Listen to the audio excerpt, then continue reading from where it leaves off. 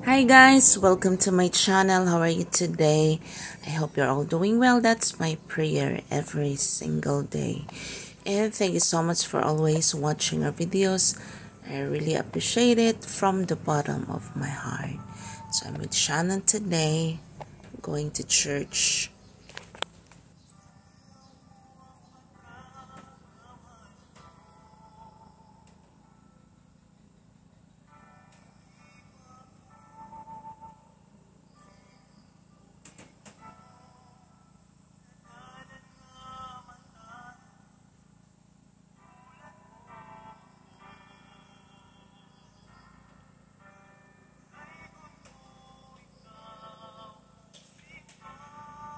And humble himself para maingon ani so that he is the King of Kings and the Lord of Lords. Amen. Nasayod si Jesus right now because of your situation. But let it be na kana nga imong sitwasyon karon di na mahimong bagbag sa imong pagserbisyo sa Ginoo. Hallelujah. Thank you, Lord. Thank you, God. I just think about the goodness of the Lord right now, mga igsoon. Even Jesus sacrificed himself for us. Even Jesus iyang gibuhat ang tanang butang para nimo para nako igsoon.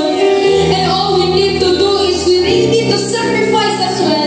We really need to serve the Lord as well. Hallelujah, hallelujah. Jesus himself died for us.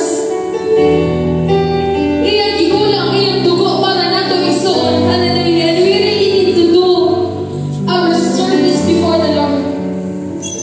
Oh God, thank